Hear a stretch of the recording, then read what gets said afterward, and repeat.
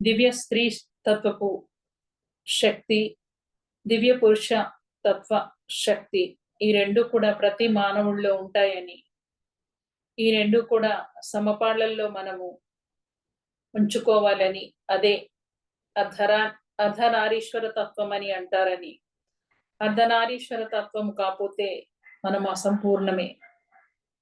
కావున సంపూర్ణత్వాన్ని ఆపాదించుకోవాలి అంటే ఖచ్చితంగా మనం మన లోపల ఉన్నటువంటి ఈ రెండు దివ్య స్త్రీతత్వపు శక్తిని, దివ్య పురుష తత్వపు శక్తిని మనము సమపాళ్లలో ఉంచుకోవడానికి ఏం చెయ్యాలి అనేది మనకి సాధన ప్రక్రియల గురించి తెలియటం జరిగింది.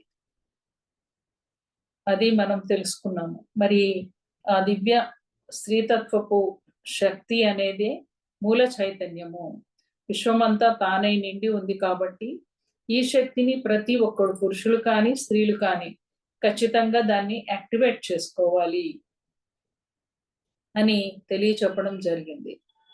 మరి ఆ దివ్య స్త్రీతత్వపు శక్తి యొక్క వ్యక్తీకరణే దివ్య పురుష తత్వపు శక్తిగా మనకి ప్రకటించబడింది. అలాగని ఇది తక్కువ కాదు, అది తక్కువ కాదు, రెండు కూడా సమానమే. ఏది అసంపూర్ణం, ఏది యాక్టివేషన్ కాకపోయినా, ఏది తక్కువ పాళ్లలో ఉన్నా అక్కడ అసంపూర్ణమే. ఇక ఈ దివ్య స్త్రీ తత్వపు జాగృతి చేయవలసిన అవసరం ఎందుకు వచ్చింది అంటే, మరి ప్రాచీన కాలంలో చూస్తే పురుషులు ఎంతో మర్యాదగా స్త్రీలకి ఎంతో గౌరవాన్ని ఇస్తూ సమత్వ స్థాయిలో జీవించారు స్త్రీలు పురుషులు. రాను రాను వెళ్తా ఉంటే, కాలం మారుతూ ఉంటే స్త్రీ పైన పురుష ఆధిక్యత సంభవించడం, అరాచకాలు అఘాయిత్యాలు చేయడం, వాళ్ళ లక్ష్య సాధన కోసమని పిల్లల నుండి తల్లుల్ని దూరంగా ఉంచటం, వాళ్ళపైన అఘాయిత్యాలు చేయటం వంటివి మొదలైపోయి పురుష ప్రపంచం అంతా కూడా స్త్రీ ప్రపంచంపై ఆధిక్యతని చూపించటం వల్ల దివ్య స్త్రీ తత్వపు శక్తి అనేది గాయపడింది స్త్రీలలో.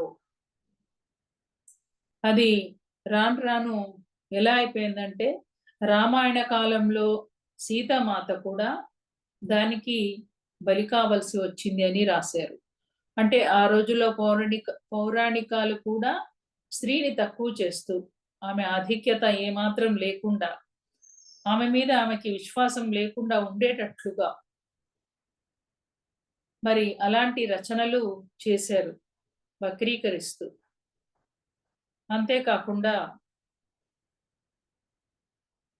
ఆ స్త్రీలని పురుషుల యొక్క ఆధ్యాత్మిక ఎదుగుదలకి భంగపరచడానికి స్త్రీలని ఆట వస్తువుగా, ఒక ఊర్వశిని పంపించడము, ఒక మేనకను పంపించడము అన్నట్లుగా స్త్రీలని ఆ విలాస వస్తువుగా వాడుకోవటం వల్ల ఆమె ఆత్మ న్యూనతా భావం పొందింది ఆ స్త్రీ. కావున ఈ దివ్య స్త్రీ తత్వపు జాగృతి మనం చేయవలసిన అవసరము ఎంతైనా ఉంది. తిరిగి అంటే దాని అర్థము స్త్రీల యొక్క ఆధిక్యత పెంచడమా పురుషుల మీద అని అడిగారు సార్ని. అది కాదు, ఇద్దరు సమతుల్యత కలిగి ఉంటారు, ఎవరి మీద ఎవరికి ఆధిక్యత లేదు, ఒకరినొకరు గౌరవించుకుంటారు, అలాంటి స్థితి రాబోతుంది రానున్న కాలంలో అని సార్ తెలియచెప్పారు. ఎవరి మీద ఇక ఆధిక్యత ఉండదు, ముఖ్యంగా పురుషాధిక్యత అనేది స్త్రీల మీద ఉండబోదు. మరి ఆ దివ్య స్త్రీ గుణాల అయినటువంటి ప్రేమ, కరుణ, జాలి, క్షమాగుణము, ఇవన్నీ కూడా మనలో ఉన్నాయా లేదా అని చూసుకున్నప్పుడు అవి ఉంటే మన యొక్క దివ్య స్త్రీ తత్వపు ఆ లక్షణము అనేది యాక్టివేషన్ జరిగింది అనేది మనం గుర్తించవచ్చు. అయితే ఈ దివ్య స్త్రీ తత్వపు శక్తి కానీ, అలాగే దివ్య పురుషతత్వపు శక్తి కానీ, ఈ రెండు కూడా గాయపడడం జరిగింది. ఎందుకని అంటే ఇందాక చెప్పుకున్నాం కదా, స్త్రీల మీద గాయచేయాలని. అలాగే పురుషులకి కూడా మరి గర్భంలో ఉన్నప్పుడు, తల్లి గర్భంలో ఉన్నప్పుడు పురుషులు కానీ, స్త్రీలు కానీ బిడ్డ పట్ల ఉండవలసినటువంటి సంసిద్ధత తల్లిదండ్రులు లోపించినప్పుడు, అంటే అయ్యో బిడ్డ పుట్టాలి అని అనుకుంటే కొడుకు పుట్టాడా అని మాట్లాడడం, లేదా కొడుకు పుట్టాలని ఆ బిడ్డను చూడకుండా ఉండడం, పిల్లల్ని పట్టించుకోకుండా ఉండడం, తల్లి తండ్రి వాళ్ళని ప్రేమగా హత్తుకోకపోవడం, వాళ్ళకి కావలసినవి సౌకర్యాలు వాళ్ళు కోరుకున్న విధంగా ప్రేమని పంచకపోవడం, తల్లి తండ్రి అంటే వాళ్ళని సరిగా అర్థం చేసుకోకపోవడం.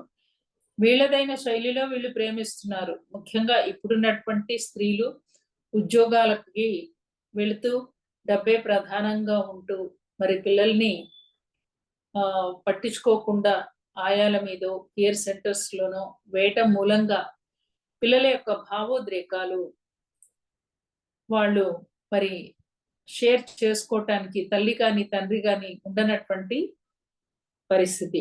అలాంటి పరిస్థితుల్లో మరి ఆయాలు ఆ పాత్రని ఫుల్ఫిల్ చేయలేరు. కావున వాళ్ళలో ఒక బ్లాక్ అనేది ఏర్పడుతుంది. అంటే స్త్రీతత్వపు దివ్యశక్తి లోపిస్తుంది. లోపించి క్రియేటివిటీ అనేది నశిస్తుంది. చేయవలసిన సృష్టి వీళ్ళు చేయలేరు ఇంకా. ఆ సృష్టి కార్యంలో వీళ్ళు ఉండలేరు. అలాగే దివ్య పురుషతత్వపు శక్తి యొక్క లక్షణం ఏంటి? రక్షణ. తనని తాను రక్షించుకునే వ్యవస్థని కోల్పోయింది స్త్రీ. తన్ని తాను రక్షించుకోవాలా అబలగా మారిపోయింది. తన మీద ఆధిక్యత జరుగుతా ఉంటే తాను అలాగే చూస్తూ ఉండిపోవలసి వచ్చింది. స్త్రీ అట్లానే ఉండాలి అనేది ఆ పిల్లలకి నేర్పించబడింది. ఎప్పుడైతే స్త్రీకి చిన్నప్పటి నుంచే ఇవన్నీ నూరిపోవటం మూలంగా బాలిక దశలోంచే ఆమె పురుషులకి ఎదురు మాట్లాడొద్దు, వాళ్ళకి ఎదురు రావద్దు, స్త్రీ ఎప్పుడు ఆ వంటగదిలో ఉంటూ వంటలు చేయాలి, పిల్లల్ని కనాలి, ఇవి రెండే పనులు ఆమె చేసేది ఆ రోజుల్లో. ఆ రకంగా పురుషాధిక్యత ఉంటూ స్త్రీలలోని దివ్య స్త్రీ తత్వపు గాయాలు జరిగినాయి. తాను ప్రెగ్నెంట్ గా ఉన్నప్పుడు ఆ బాధలు అనేవి ఆ డిఎన్ఏ ద్వారా పిల్లలకి కూడా పాస్ ఆన్ అవుతాయి. పాస్ ఆన్ అయిపోయి ఆ బ్లాక్స్ వాళ్ళు పెరుగుతా ఉంటే ఆ బ్లాక్స్ అన్ని వీళ్ళు కూడా పెంచుకుంటూ ఉంటారు. ఇవన్నీ కూడా ఆధ్యాత్మిక ఎదుగుదలకి ఆటంకాలు. అభివృద్ధి అనేది అక్కడ జరగదు. అంతేకాదు, ముఖ్యంగా ఆడపిల్లలు రజస్వల అయినప్పుడు తల్లి ముందే ప్రిపేర్ చేసి పెట్టాలి. ముందే తెలియపోతే ఆ పిల్లలు ఎలా ఉంటారు? ఇది నా అనుభవంలోకి వచ్చింది. ఏంటి అంటే, నేను డిగ్రీ ఎక్స్టర్నల్ రాయటానికి సిద్దిపేట వెళ్ళాల్సి వచ్చింది. 1 మంత్ అక్కడే ఉండి ఎగ్జామ్స్ రాయాలి. అంటే అది ఎక్స్టర్నల్ 3 ఇయర్స్ కోర్స్ అన్నమాట. 3 ఇయర్స్ కోర్స్‌ని ఒకేసారి రాసేయటం ఎగ్జామ్స్. 1 మంత్ పడుతుంది. మా అమ్మాయి అప్పుడు 7th క్లాస్. మరి టైం అలాంటిది. కాబట్టి అన్ని ప్రిపరేషన్ చేసి నేనొచ్చా. నాతో పాటు అక్కడ ఇంకొక ఆమె కలిసింది వేరే ఊరు నుండి. ఆమె వాళ్ళ అమ్మాయిని ప్రిపరేషన్ చేయలేదు. వార్త ఏంటి అంటే అమ్మాయి మెచ్యూర్డ్ అయింది. ఈమె వెళ్ళలేదు. ఇక ఏడుపు చూడండి ఆ అమ్మాయి. ఏదో జరిగిపోతుంది, ఏదో చేసేస్తున్నారు అని. తన దేహంలో కడుపులో నొప్పి వస్తుందని, నువ్వు రా అని ఈ తల్లిని. ఇక ఈమె కొన్ని ఎగ్జామ్స్ వదిలేసి వెళ్ళాల్సిన పరిస్థితి. అమ్మాయిని సంసిద్ధత చేయలేదు. పిల్లల్ని రెడీనెస్ మనము దేహంలో ఇలాంటి మార్పులు వస్తాయని తెలియచెప్పాలి. అలాగే తాను మ్యాచ్యూర్డ్ అయిన రోజు మరి పిల్లల్ని ముట్టుకోవద్దని, దూరంగా ఉండండని, ఇంకా నా కాలంలో అయితే పీట మీద ప్లేట్‌లో అన్నం కూడా పెట్టేవాళ్ళు కాదు. కూరన్నాలు కూడా పెట్టేవాళ్ళు కాదు. ఉత్తి తెల్ల అన్నము. అదే తినాలి. అది కూడా పీట మీద పెట్టేవాళ్ళు. అవేమి ఆచారాలో, వ్యవహారాలో తెలియలేదు కానీ, అదొక రకమైన జుగుప్సకి నేను గురయ్యాను. ఒక గిల్టీగా, ఒక జుగుప్సగా నాకు నచ్చలేదు. నచ్చక ఏం చేసేదాన్ని, ఇల్లంతా తిరిగేదాన్ని. అన్నీ ముట్టుకునేదాన్ని. వద్దే, వద్దే అని అమ్మ అనేది. అన్నీ ముట్టుకునేదాన్ని. ఇక్కడేమంటారు రచయిత అంటే, ఎప్పుడైతే మ్యాచ్యూర్డ్ అవుతదో తల్లి, తండ్రి బిడ్డని హగ్ చేసుకోవాలంట. హగ్ చేసుకొని కంగ్రాట్స్ చెప్పాలంట. ఇది ఒక ఉన్నతమైన స్థితి నాన్న అని. నువ్వెలా అయితే పుట్టినప్పుడు మేము వేడుక చేసుకున్నామో, అలాగే నీకు చెవులు కుట్టించినప్పుడు వేడుక చేసుకున్నామో, అలాగే దీన్ని కూడా వేడుక చేసుకుంటాం మనము.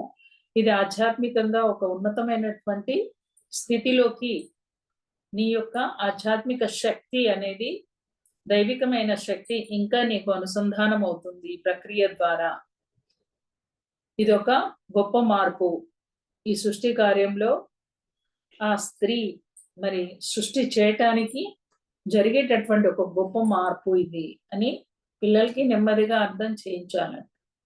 చేయించి చక్కగా వేడుక చేయాలి. ఆ వేడుక ఎలా చేయాలి? పిల్లలకి ఇష్టం ఉన్నట్లుగా వాళ్ళ పిల్లల్ని ఫ్రెండ్స్ని పిలుస్తూ చక్కగా ఇష్టమైన పదార్థాలు చేసి పెడుతూ, చక్కటి పూల కుండీలు ప్రకృతిలో ఉన్నట్లుగా ఆ పిల్లలకి అమర్చి ఆ రకంగా వాళ్ళని ఆనందపరచాలి. అంతేకాని వాళ్ళని విసుక్కోకూడదు. వాళ్ళు వేసే ప్రశ్నలకి వాళ్ళని ఏమాత్రం కోపం చేయకూడదు. ముఖ్యంగా ఈ విషయంలో. లేకపోతే పిల్లలు వద్దు, నాకు ఇది వద్దు అని అనుకోవాల్సిన పరిస్థితి. నేను కేవలం ఈ విషయంలోనే ఎందుకు నేను ఆడపిల్లగా పుట్టాను, చీచీచి ఇంకోసారి ఆడపిల్లగా పుట్టకూడదని కనీసం ఎన్ని వందల సార్లు నేను అనుకున్నాను, అసహించుకున్నాను. కానీ పిల్లలకు చెప్పాలి, అది అసహించుకునేది కాదు, దాన్ని ప్రేమించాలి, దానికి ఐ లవ్ యూ అని చెప్పాలి ఆ బాడీకి. సో ఎప్పుడైతే మనం అలా ఉంటామో, మన గర్భసంచిలో ఉన్నటువంటి ప్రతి కణము కూడా ఆనందంగా స్పందించినప్పుడు ఆ నొప్పిలోంచి బయటకు వస్తాం అన్నమాట. దాన్ని అసహించుకోకూడదు, విసుక్కోకూడదు, బాధపడకూడదు. పైపెచ్చు దాన్ని ఆహ్వానించాలి, ప్రేమించాలి, అది నేర్పించాలి పిల్లలకి. మరి తల్లి, తండ్రి ఇవేమీ జరగట్లేదు. అందుకనే వాళ్ళు వాళ్ళు ఆ రకమైనటువంటి బాధలకి గురి అవుతున్నారు. ఏ రకమైన గర్భసంచికి సంబంధించినటువంటి సమస్యలు వస్తున్నాయి. ఎన్నో అబార్షన్స్ జరుగుతున్నాయి. అక్కడ ఫైబ్రాయిడ్స్ వస్తున్నాయి. కారణం ఏంటంటే రిజెక్ట్ చేస్తున్నారు.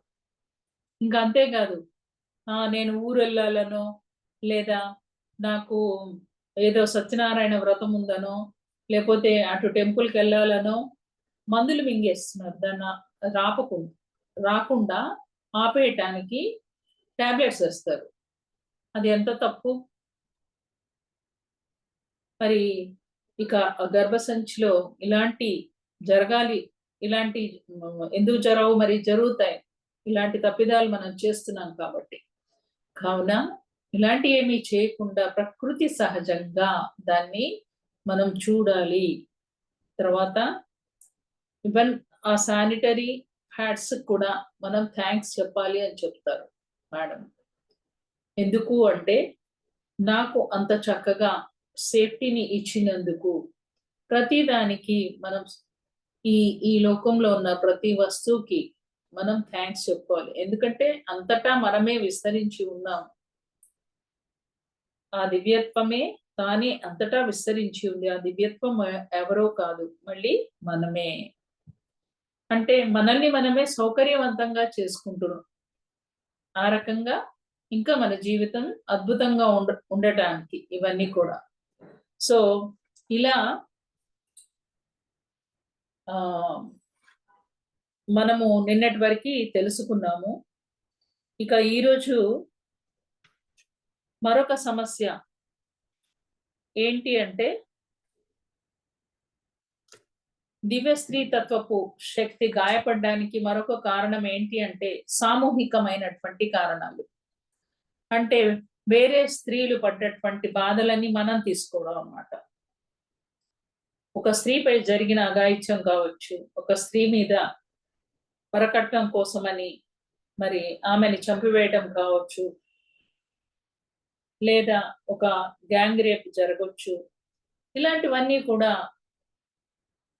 మిగతా స్త్రీలకి అన్ని సౌకర్యాలు ఉన్నప్పటికీ తనకు ఆ కష్టాలు లేకపోయినా ఆ కష్టాల్ని తనవిగా స్వీకరించి అలా ఎంతో మంది ఇబ్బందుల పాలైన వాళ్ళు ఉన్నారంట. సో అవి విన్నప్పుడు లోపల నుంచి స్పందిస్తా ఉంటారు, బాగా ఏడుపు వచ్చేస్తా ఉంటది. అట్లా వేరే వాళ్ళ యొక్క కష్టాల్ని మనం తీసుకున్నప్పుడు, బాధల్ని తీసుకున్నప్పుడు మన యొక్క శరీరము స్పందించడం మొదలు పెడుతుంది. స్త్రీ సామూహిక చైతన్యం యొక్క బాధతో గుర్తింపు అన్నమాట. కావున అలాంటి వాటికి మనము స్పందించకూడదు. ఇవన్నీ కూడా గాయాలే. మొదట్లో సృష్టి అంతా సామరస్యంగా స్త్రీ పురుషుల మధ్య సమభావము, పరస్పర గౌరవము ఉండేవి. అందరూ తమ తమ ప్రత్యేక బాధ్యతను వహిస్తూ సక్రమంగా తమ పాత్రలు పోషించేవాళ్ళు. దివ్య స్త్రీ తత్వపు శక్తి స్త్రీ పురుషులు ఇద్దరిలోనూ జాగృతమై ఉండేది. ఒకరికొకరు పూర్తి గౌరవాన్ని ఇచ్చుకునేవారు. ముందు ఆ రకంగా ఉండేవాళ్ళంట. కాలాంతరంలో యుగాలు మారుతూ అజ్ఞానము, అహంకారము, దురాశ, ఇతరులతో పోలిక మనుషుల్లో ప్రవేశించింది. కాలం మారుతూ ఉంటే అజ్ఞానము, అహంకారము, ఇతరులతో పోల్చుకోవడం ఇలాంటి గుణాలు మనుషుల్లో ఎప్పుడైతే ప్రవేశించాయో దీని కారణంగా అధికార దాహం, అధికార దుర్వినియోగం, అణిచివేత, అభద్రతా భావం, అత్యాశ వలన అవసరానికి మించి అతిగా కూడబెట్టడం మొదలైనవి పెరుగుతూ సమానంగా ఉండవలసిన స్త్రీ పురుష శక్తులు సామరస్యం తప్పి పురుషాధిక్యత పెరిగిపోయింది. చూడండి, అజ్ఞానంతో కూడిన కొందరు వ్యక్తులు వారి ఆశయ సాధనకై స్త్రీలను ఇంకా పురుషులను అదుపులో పెట్టుకోవడం కోసం చేసే ప్రయత్నంలో స్త్రీలకు తమ బిడ్డల్ని దూరం చేశారు. ఆ పురుషాధిక్యతని సాధించడం కోసమని తల్లి నుంచి బిడ్డల్ని దూరం చేసి వాళ్ళని హింసించారు స్త్రీలను. ఇంకా స్త్రీలపై ఎన్నో పరిమితులు, షరతులు విధించడం ద్వారా అణిచివేత జరిగింది. ఈ సమయంలోనే సత్యానికి ప్రామాణికంగా ఉన్న ఎన్నో కథలను మార్చి వారికి అనుకూలంగా వ్రాయటం జరిగింది. కథలను కూడా మార్చేశారు. అందులో స్త్రీల యొక్క ఔన్నత్యాన్ని ఏమాత్రము మరి ఆమె యొక్క అస్తిత్వానికి ఉన్నతంగా చూపించబడలేదు. మరెలా? ఉదాహరణకి రామాయణ మహాకావ్యంలో సీతామాత కథని మార్చి ఆమె చేసిన ఎన్నో ఉన్నతమైన కార్యాల్ని కనుమరుగు చేశారు. చూడండి, డీనా మరియం ఎన్ని విషయాలు చెప్పింది కదా సీతామాత గురించి. తాను చేసిన ఆ గొప్ప పనులన్నిటినీ కూడా కనుమరుగు చేశారంట, పుస్తకాల్లో రాయనివ్వలేదు. బదులుగా సీతామాత అశక్తురాలే అన్యాయానికి తలవంచవలసి వచ్చి నిందను భరించిన పరిస్థితుల్ని కల్పించి రాశారు. దీనికి బదులుగా సీతామాత దుఃఖించినట్లుగా, అన్యాయాన్ని భరించినట్లుగా ఆమెను ఒక అవలలాగా చూపించే ప్రయత్నం చేశారు. రామాయణం మాత్రమే ఇటువంటి మాత్మకు గురి కాలేదు. ఆడమ్ అండ్ ఈవ్ కథలో కూడా ఈవ్ మొదట పాపం చేయలేదు. ఆడమ్ మరి ఈవ్ కలిసి దివ్యలోకం నుండి దిగి రావాలనే నిర్ణయం తీసుకున్నారు. దీన్ని ఈవ్ చేసిన పాపంగా మార్చి రాశారు. ఆడమ్ అండ్ ఈవ్ మొదటి మానవులు అన్నమాట. వీళ్ళిద్దరు స్త్రీ పురుషులు. వాళ్ళ నుంచే మనమంతా వచ్చాం. మన యొక్క ఫోర్ ఫాదర్స్, మూల పురుషులు అన్నమాట. వాళ్ళేదో తప్పిదం చేశారు అని రాశారు, చాలా తప్పు. ఇక్కడ ఆడమ్ తాను దివ్యలోకం నుండి భూలోకానికి రావడాన్ని దాన్ని ఒక పాపంగా చిత్రీకరించారు అని చెప్తున్నారు. అదేవిధంగా మరెన్నో అద్భుతమైన స్త్రీల విజయగాథల్ని, వారు సాధించిన గొప్ప గొప్ప సంస్కరణల్ని, చేసిన త్యాగాల్ని పూర్తిగా కనుమరుగు చేశారు. ఝాన్సీ మహాలక్ష్మి బాయ్ లాంటి వాళ్ళు చేసినటువంటి గొప్ప పనులన్నీ కూడా కనుమరుగైపోయాయి. వాళ్ళ యొక్క ధైర్య సాహసాలు, రుద్రమదేవి, పుత్లిభాయ్ వంటి ఎంతో మంది స్త్రీలు, అలాగే ఎంతో మంది గొప్ప పతివ్రతలు సత్యానికి ప్రామాణికంగా భావించి అనుసరించే పురాణాల్ని మార్చి వ్రాసినందువల్ల ప్రపంచవ్యాప్తంగా చాలా మంది దేవతల్ని తేలికగా భావించినందువల్ల మొత్తం మానవాళి యొక్క స్త్రీతత్వపు ముఖం గాయపడింది.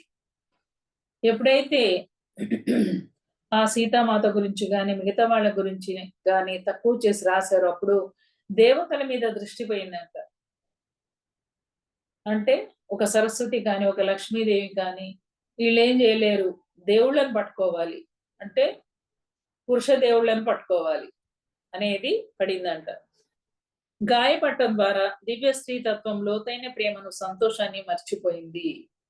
ఆ స్త్రీతత్వము సంతోషం అన్నదే మర్చిపోయిందంట. నిజానికి మన నానమ్మలు అమ్మమ్మలు వాళ్ళని కదిలిస్తే వాళ్ళ జీవితం అంతా కిచెన్ లోనే అయిపోయింది.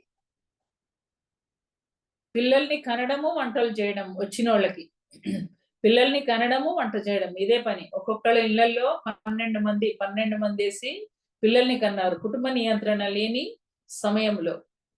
మళ్ళీ ఆ పురుషుడికి ఇద్దరిద్దరు భార్యలు, ముగ్గురు భార్యలు మెయింటైన్ చేశాడు అక్కడ. ఆ రకంగా పురుషాధిక్యత ప్రపంచం అనేది గడిచింది. ఇక మరెన్నో కఠినమైన నియమాలు వీళ్ళకి ఇవ్వబడ్డాయి. స్త్రీలలో పాపం వాళ్ళేదో తప్పు చేశాము అనే అపరాధన భావనతో ఉండేటట్లు పురుషులు చేశారు. స్త్రీ ఇంకా ఆమెకి ఎన్నో కఠినమైన నియమాలు కూడా ఇవ్వబడ్డాయి. బాల్య వివాహం, చిన్నప్పుడే పెళ్లి చేసి అత్తగారింటికి పంపించాలి ఆడపిల్లని. వాడు ముసలోడైనా పర్వాలే, కన్యాశుల్కం ఇచ్చి ఆ ముసలోడికి ఇచ్చి పెళ్లి చేసేయాల. ఎందుకంటే వాడికి సపర్యలు చేయడానికి పిల్ల, అంత చిన్న పిల్ల. పుత్తడి బొమ్మ పూర్ణమ్మ అని జంధ్యాల పాపయ్య శాస్త్రి గారు పుస్తకం ఒక పాఠం రాశారు, ఒక కథ రాశారు. అది చదువుతుంటే ఏడుపు వస్తుంటది మనకి, అంత చక్కగా వర్ణిస్తాడు. పుత్తడి బొమ్మ పూర్ణమ్మ అని ఆమెని 6 ఏళ్లకే ఒక ముసలోడికి ఇచ్చి పెళ్లి చేస్తారు. అప్పుడు ఆమె పడ్డ బాధని ఎంత చక్కగా వర్ణిస్తారంటే మా తెలుగు మేడం చెప్తా ఉంటే ఏడ్చేస్తున్నాం అందరం. అంత చాలా బాగా రాశాడు జంధ్యాల పాపయ్య శాస్త్రి. బహుభార్య విధానము, వైధవ్యము, సతీ సహగమనము చూడండి ఎలాంటి నియమాలు పెట్టారు స్త్రీలకి. బలత్కారంగా వంటి అనేక అనుభవాలతో గాఢమైన దుఃఖం అనుభవించడం ద్వారా వారి స్త్రీతత్వం గాయపడింది. ప్రతి ఒక్కరిలో ఉన్న స్త్రీతత్వం గాయపడి వాళ్ళు మేమేమి చేయలేని వాళ్ళం అనే అబలగా ఉండిపోయారు. దివ్య స్త్రీతత్వపు లక్షణమైన పోషణ చేసే శక్తిని కోల్పోయారు. సృష్టి చేయాలి వాళ్ళు, ఆ సృష్టి చేసే శక్తి కూడా కోల్పోయారు. దీనివల్ల గర్భంలోని శిశువు కూడా పోషణ సరిగా అందేది కాదు. ఎన్నో అబార్షన్స్ జరిగేవి. పోషణ సరిగా ఉండాలి కదా, పోషణ లేకపోవడం వల్ల పురుషతత్వ శక్తి గాయపడింది. మరి ఇక్కడ ఈ పోషణ లేకపోతే ఆటోమేటిక్ గా పురుషతత్వపు శక్తి కూడా గాయపడుతుంది. దాని పని ఏంటి? రక్షణ, ధైర్యం, సాహసం. ఈ గుణాలన్నీ కూడా పిరికితనంగా మారిపోయి తాను ఏమీ చేయలేకుండా ఉండిపోయింది అబలగా. పురుషతత్వ శక్తి గాయపడి దివ్య పురుషతత్వపు శక్తి అయిన రక్షణను ఇవ్వలేకపోయారు. దీనివల్ల భయం ఏర్పడి కాపాడవలసిన పురుషతత్వపు శక్తి అహంకారంగా మారి అధికారం చెలాయించటం మరి ఆవేశపూరితంగా ఉండేలా మారిపోయింది. దీనివల్ల స్త్రీ పురుషులు ఇద్దరిలో సృజనాత్మక శక్తి గాయపడింది. సో ఎప్పుడైతే దివ్య పురుషతత్వపు శక్తి రక్షణ ఇవ్వలేకపోయిందో దీనివల్ల భయం ఏర్పడి కాపాడవలసిన పురుషతత్వపు శక్తి అహంకారంగా మారింది. మరి ఇలాంటి సమయంలో పురుషుడు కాపాడాలి కదా, నేనెందుకు కాపాడతా అనే అహంకారము అతనిలోకి వచ్చేసిందనమాట. ఈ అహంకారం వల్ల ఇద్దరు కూడా గాయపడి సృజనాత్మక శక్తిని కోల్పోయారు అన్నమాట. మరి మనం భూమిపై సహసృష్టికర్తలుగా జన్మ తీసుకున్నది మన సృజనాత్మక శక్తి ద్వారా, ఎంపిక మరి ఇచ్ఛాశక్తి ద్వారా మన జీవితాన్ని సృష్టించుకొని ఆ సృష్టిని అనుభూతి చెందడం కోసమే నిజానికి మనం వచ్చింది. కానీ మనందరిలో సృష్టి చేసే సృజనాత్మక శక్తి ఉంది, కానీ ఈ బాధ మరి అహంకారం వల్ల దాన్ని కోల్పోయాము. ఎప్పుడైతే ఈ దివ్య స్త్రీ పురుష శక్తులు గాయపడ్డాయో వాళ్ళలో ఉన్నటువంటి శక్తులన్నిటిని కూడా కోల్పోయారు. కోల్పోయి చేయవలసిన సృష్టి కార్యాన్ని వాళ్ళు చేయలేకపోయారు. బాధ, అహంకారం రెండు భయం మరి అజ్ఞానం యొక్క రూపాలే. బాధ మరియు అహంకారం ఇవి రెండు భయము మరియు అజ్ఞానం యొక్క రూపాలు అని చెప్తున్నారు. దీనివల్ల కుటుంబాల అస్తవ్యస్త నమూనాలు ఏర్పడ్డాయి. గర్భధారణ చేసిన స్త్రీలు కూడా ఇదే పరిస్థితిలో ఉండడం వల్ల ఈ భావన వారి DNA ద్వారా తర్వాత తరాలకు వెళ్ళింది. చూడండి, వీళ్ళు ఏ భావనలు అయితే కలిగి ఉన్నారో ఆ దుఃఖము, ఆ బాధ, ఆ బ్లాక్స్ అన్ని కూడా పిల్లలకి వెళ్ళిపోయినాయి DNA ద్వారా. తమ హృదయాన్ని ముక్కలు చేసుకున్న స్త్రీలకు జన్మించిన పిల్లలకు తమ స్త్రీతత్వానికి తిరిగి రావటం కష్టము. హృదయం ముక్కలైపోయిన స్త్రీలు ఆ హృదయపు అద్దాన్ని మళ్ళీ అతికించుకోలేరు కదా. మళ్ళీ మొదటి స్థితికి రావడం ఎంతో కష్టమైన పని. ఈ గందరగోళంలో భాగంగా ఉండడం వల్ల అవగాహన శక్తి ఉండదు. అదే విధంగా మాటకు కట్టుబడి ఉండలేరు. ఆ విధంగా తర్వాతి తరాలపై ప్రభావం పడింది, వాళ్ళ యొక్క పిల్లల పైన. అందువల్లనే గర్భధారణ చేసిన స్త్రీల పట్ల చాలా జాగ్రత్త వహించాలి. చూసారా, గర్భధారణ చేసినటువంటి స్త్రీని ఎందుకు సంతోష పెట్టాలి, ఆమెను ఎందుకు జాగ్రత్తగా చూసుకోవాలి అంటే బిడ్డ మీద ఇలాంటి ప్రభావాలు పడతాయి కాబట్టి ఆమెని సంతోషంగా ఉంచితే ఆ సంతోషం ఆమె ద్వారా ఆ బిడ్డకు వెళ్తుంది. ఎప్పుడైతే మరి ఆమెని దుఃఖంగా ఉంచుతామో ఆ దుఃఖం అంతా ఆ బిడ్డ కూడా తీసుకుంటుంది. ప్రేమ, శ్రద్ధ చూపించాలి స్త్రీల పట్ల, గర్భిణీ స్త్రీ పట్ల. కుటుంబానికి స్త్రీయే పునాది. తల్లి ప్రతి బిడ్డ జన్మకు కారణం, ఇంకా బిడ్డకు ఆది గురువు. చూసారా, కుటుంబానికి మూలం తల్లే. తల్లి ప్రతి బిడ్డ జన్మకి కారణం, అంతే కదా. ఇంకా బిడ్డకు ఆది గురువు, ఈమెనే మొదటి గురువు. తన బిడ్డని, తన గర్భంలో ఉన్న తన బిడ్డతో మాట్లాడుతూ ప్రతిది కూడా చెప్పాలి. నిన్న చెప్పుకున్నాం కదా, మనం ఇక్కడికి వెళ్తున్నాం, ఇదిగో ఇక్కడ నానమ్మ, ఇదిగో అమ్మమ్మ, ఇది నాన్న, ఇక్కడ మార్కెట్కి వెళ్ళాము, డిమార్ట్కి వెళ్ళాము, ఇక్కడ అన్ని సరుకులు ఉంటాయి, వాళ్ళకి తెచ్చుకున్నాము, ఈ రోజు నీకు ఈ కూర తిని పెడతాను, నువ్వు కమ్మగా ఎంజాయ్ చెయ్యి, ఎన్ని మాటలు చెప్పాలి కదా. ఇవేమి చెప్పట్లే. తల్లి ప్రతి బిడ్డ జన్మకి కారణం, ఇంకా బిడ్డకు ఆది గురువు. ఒక చెట్టుకు వేరు ఎలాగో ఒక కుటుంబానికి తల్లి లేదా స్త్రీ అలాగే. చూసారా, ఒక చెట్టుకు తల్లి వేరు స్థిరంగా ఉంటేనే ఆ చెట్టు నిలుస్తుంది, లేదంటే పడిపోతుంది. ఆ తల్లి వేరు లాంటిది స్త్రీ కుటుంబానికి. గాయపడిన స్త్రీతత్వపు శక్తి నుండి ఉన్నతమైన సమాజాన్ని ఏ విధంగా నిర్మించగలవు చెప్పండి. గాయపడిన స్త్రీతత్వపు శరీరం నుండి వచ్చిన బిడ్డలు ఎలా ఉంటారు? ఉన్నతమైన సమాజాన్ని నిర్మించగలరా? వాళ్ళు మేధావులుగా ఉండగలరా? యోగీశ్వరులుగా ఉండగలరా? లేరు. ఎంతో బలహీనమైనటువంటి బిడ్డలు పుడతారు. వాళ్ళకి క్రియేటివిటీ అనేదే ఉండదు, మేధస్సు అనేదే ఉండదు. శారీరకంగా మరియు మానసికంగా, ఆధ్యాత్మికంగా, భావోద్రేకపరంగా బలహీనంగా ఉంటారు ఆ పిల్లలు. ఇప్పుడు మనం అనుభవిస్తున్న బాధకు, మన జీవితంలో అచేతనంగా ఆకర్షించుకుంటున్న సంఘటనలకు కారణం గతం యొక్క నమూనాల్ని మోస్తూ ఉండడం కూడా కావచ్చు. ఇప్పటికీ మనము కొన్ని విషయాల్లో బాధలు పడుతూ ఉంటాం, మనకే తెలియదు. ఇవన్నీ ఒకప్పటి బ్లాక్స్ కావచ్చు అని చెప్తున్నాడు.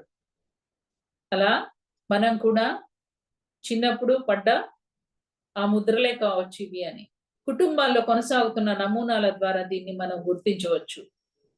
దివ్య స్త్రీతత్వపు శక్తి ఆనందం, ప్రశాంతత మరి ప్రేమ వల్ల వికసిస్తుంది.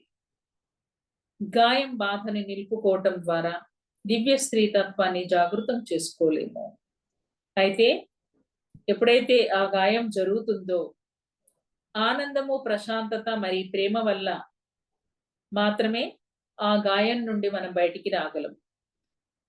ఈ గాయం ఏం చేస్తుంది అంటే, మనము ఆ గాయాన్ని, ఆ బాధని నిలుపుకోవటం ద్వారా దివ్య స్త్రీ తత్వాన్ని మనం జాగృతం చేసుకోలేము అని చెప్తున్నారు.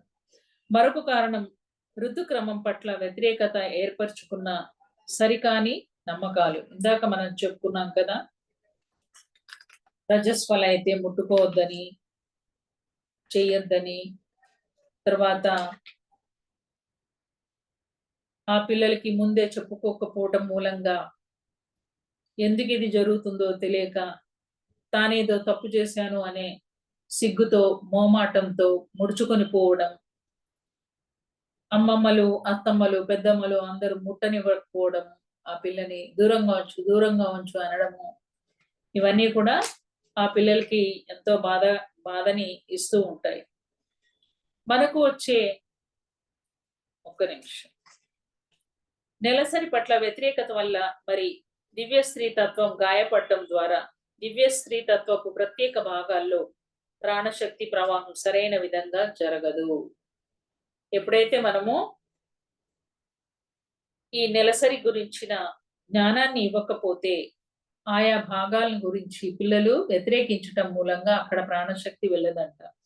తద్వారా గర్భాశయ సమస్యలు, నెలసరి బాధ, నొప్పి, ఇతర సమస్యలు, మానసిక సమతుల్యత లోపించడం, బాధ, శరీరం చలనంలోనికి తీసుకుని రావడం, శరీరంలోని జీవ రసాయనాలలో వ్యత్యాసం రావడం అంటే హార్మోనల్ ఇంబ్యాలెన్స్, గర్భధారణ సమస్యలు, ప్రసవంలో సమస్యలు, బ్రెస్ట్ క్యాన్సర్, వజైనల్ క్యాన్సర్ వంటి అనేక చిన్న మరియు పెద్ద సమస్యల్ని సృష్టించుకుంటున్నాం.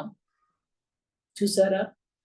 ఎప్పుడైతే వ్యతిరేకత భావం ఉంటుందో ఆ రజస్వల మీద, ఆ మెన్స్ట్రుయేషన్ పీరియడ్ మీద, ఇలాంటి సమస్యలన్నీ స్త్రీ ఎదుర్కోవడానికి కారణం ఇదే. మనకు వచ్చే అన్ని వ్యాధులు, శారీరక అసౌకర్యాలు 99% మానసిక జనితమైనవి కాబట్టి సరైన జ్ఞానాన్ని, నమ్మకాల్ని ముందు నుండి అందించడం చాలా అవసరం. కాబట్టి మనమంతా మన మాటల పట్ల చాలా ఎరుకతో ఉంటూ నెలసరి పట్ల వ్యతిరేకత, అపరాధ భావం వచ్చే ఏ ఒక్క మాటను మాట్లాడవద్దు పిల్లలతో. ఏ విధమైన సరికాని ఆలోచన కానీ, నమ్మకాన్ని కానీ మన తర్వాత తరానికి మనం అందించొద్దు. సత్యాన్ని చెప్పాలి, మూఢనమ్మకాలని కాదు. పూర్తిగా ఈ గాయాన్ని మన తరంలోనే మాన్పించేసేయాల. మనం మన దివ్యత్వాన్ని తెలుసుకొని దానిని అనుభూతి చెంది మన తర్వాత వారికి ఆ దివ్య శక్తిని, ఆనందాన్ని వారసత్వంగా అందిద్దాం. బాధ, భయాన్ని కాదు. సో రాబోయే తరాలకి, ఆ పిల్లలకి మనం అందించాల్సింది ఆనందము, జ్ఞానము, అంతేగాని భయము కాదు, బాధ అంతకన్నా కాదు. సో ఆ రాబోయే తరాల్ని మనం రక్షించుకోవాలి ఆరోగ్యవంతంగా. ఈ విషయం బాగా అర్థం అవడం కోసం ఒక కేస్ స్టడీని నేను వివరిస్తాను. సీనియర్ పిరమిడ్ మాస్టర్ ఇంకా థెరపిస్ట్ అయిన ప్రాణహిత గారి ద్వారా తెలుసుకున్న ఒక అనుభవం ఏంటి అంటే, ఒక అమ్మాయి అద్భుతమైన టెన్నిస్ ప్లేయర్.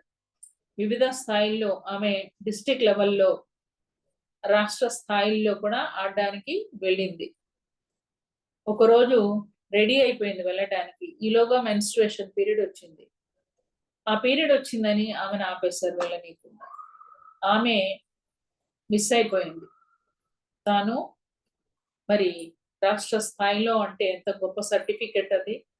తాను దానికి మిస్ అయిపోయింది. సరైన పద్ధతిలో కాక, ఎవరిని ముట్టవద్దని చెప్తూ మూఢ ఆచారాలు పాటించడంతో ఆట ఆడడం పట్ల ఎంతో మక్కువ ఉన్నప్పటికీ ఆడే అవకాశం కోల్పోయింది. ఆమెకు ఎంచుకునే స్వేచ్ఛ లేకుండా చేశారు. అందువల్ల అమ్మాయి నెలసరి పట్ల ఎంతో వ్యతిరేకత, ద్వేషం పెంచుకుంది. దీనివల్లే నేను వెళ్ళలేకపోయాను, నా కెరియర్ దెబ్బతినింది అని దాని పట్ల ద్వేషం పెట్టుకుంది. దానివల్ల తర్వాత జీవితంలో ఎంతో బాధ, గర్భాశయ సమస్యలు, గర్భధారణలో సమస్యలు ఏర్పడి పిల్లల కోసం ఎంత ప్రయత్నించినా పుట్టకపోవడం వంటి పరిస్థితులు ఏర్పడ్డాయి ఆ అమ్మాయికి.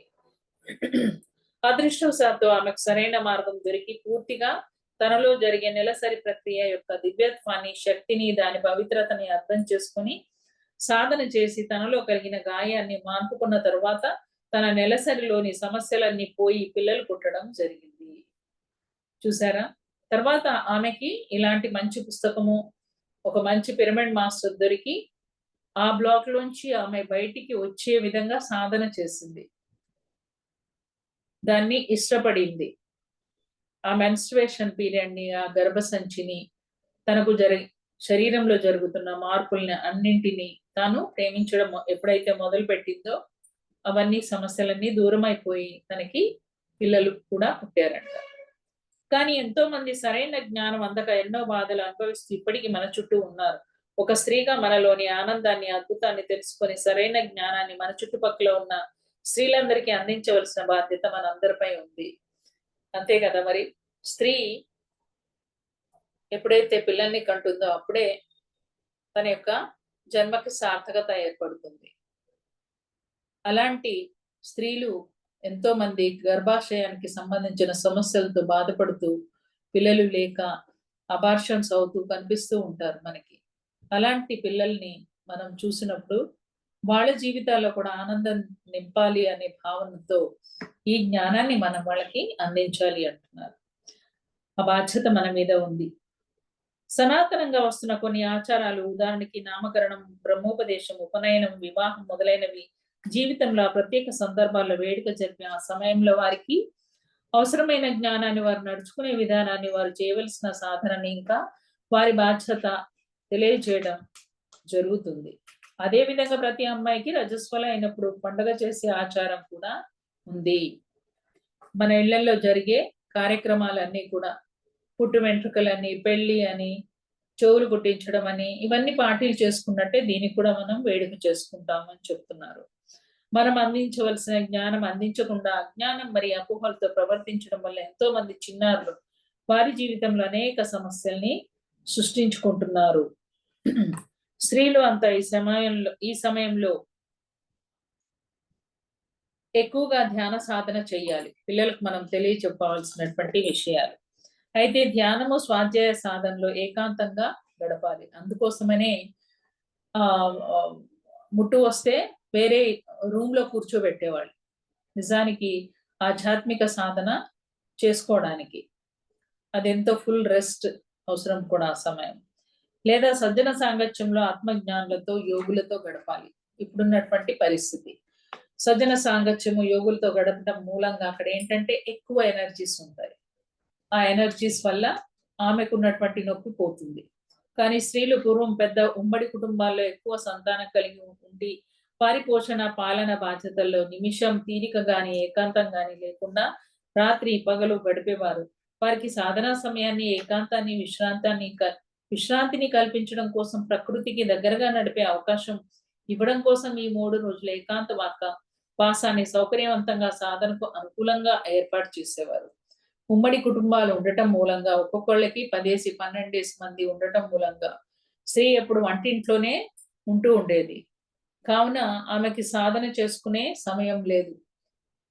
అందుకని మెన్స్ట్రుయేషన్ పీరియడ్ అప్పుడన్నా ఆమె సాధన చేసుకుంటే బాగుంటదని 3 రోజులు ఆమెకు ఆ రకంగా రెస్ట్ ఇస్తారన్నమాట.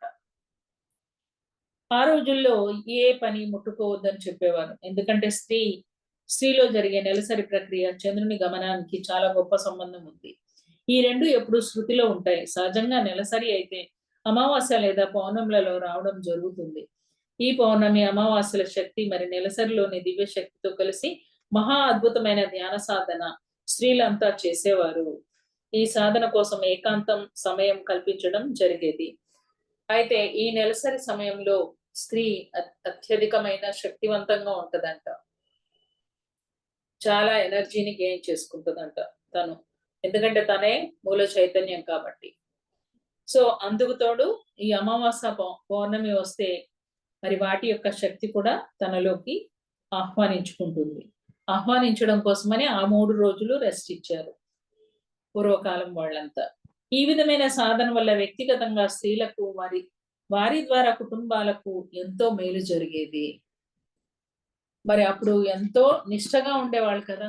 ఏది ముట్టనిచ్చేవాళ్ళు కాదు. వాళ్ళకి రెస్ట్ ఇచ్చేవాళ్ళు చక్కగా. వాళ్ళకి ఎంతో సౌకర్యవంతంగా ఉండేది స్త్రీలకు కూడా. కాలక్రమంలో సరైన జ్ఞానాన్ని పరంపరగా అందించడంలో విఫలం అవడం వల్ల పని ముట్టుకోవద్దు అనేది, ఏది ముట్టుకోవద్దు, ముట్టుకుంటే మైల అవడం,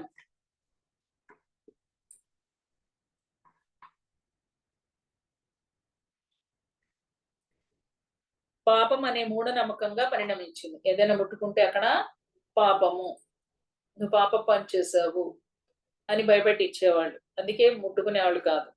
ఋగ్వేదంలో మరి గర్భోపనిషత్తులో స్త్రీలు ఋతుక్రమం మరి గర్భధారణ సమయాల్లో జరిగే అద్భుతమైన శక్తి మార్పులు చేయవలసిన సాధన విధానాల్ని అందించడం జరిగింది.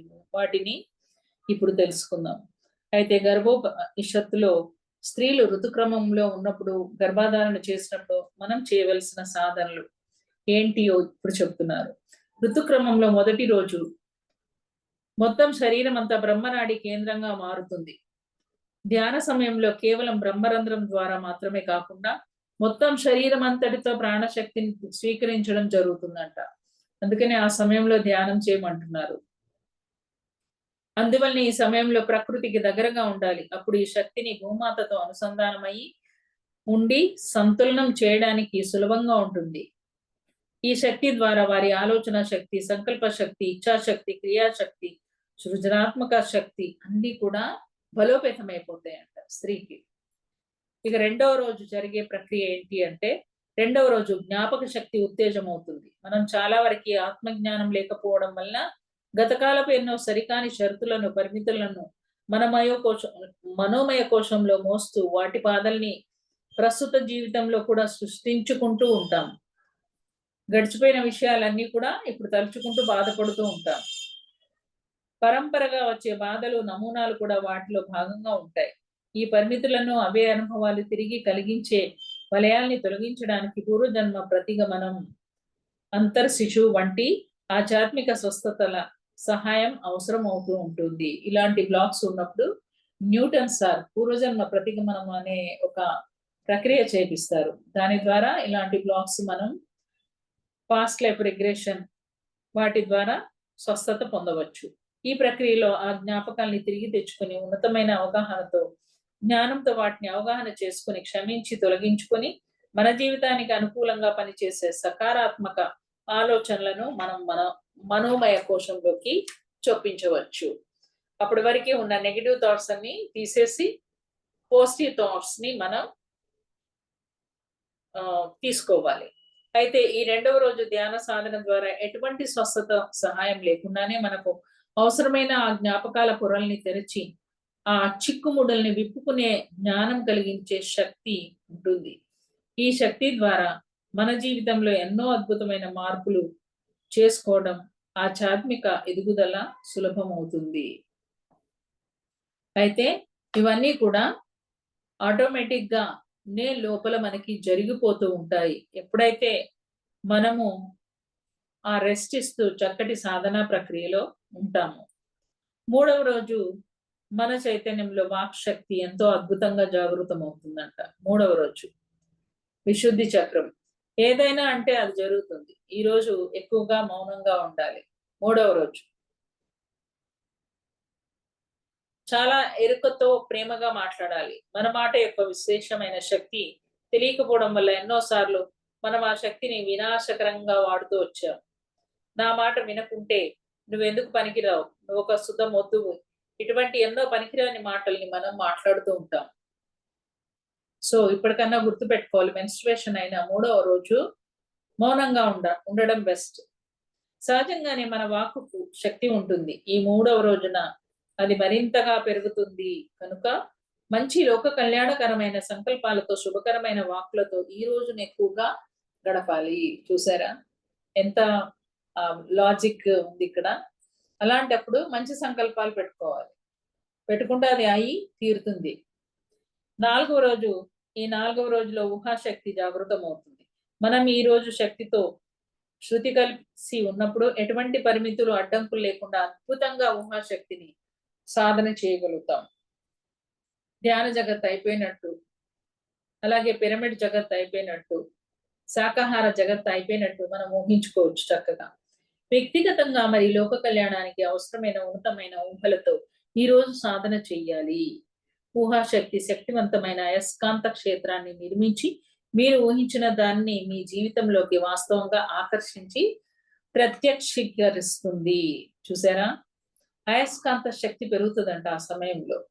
మనం అనుకోగానే వాటన్నిటిని ఆకర్షిస్తుందంట. 5వ రోజు శక్తితో శృతి కలిసి ఉన్నప్పుడు మనం ఆనందమయ కోశంతో అనుసంధానం జరుగుతుంది. అయితే ఈ మెన్స్ట్రుయేషన్ పీరియడ్ లో మూల చైతన్యపు శక్తి మనకు అనుసంధానం అవుతుంది. ఆ శక్తితో ఆ శక్తితో అనుసంధానమై మనం ఈ సంకల్పాలు పెట్టాలని చెప్తున్నాడు. మీ అంతరంగం నుండి ఎంతో ఆనందం పెళ్ళుబుకుతుంది. హృదయపూర్వకంగా అయిన తృప్తిని, సమృద్ధిని అనుభూతి చెందుతాం.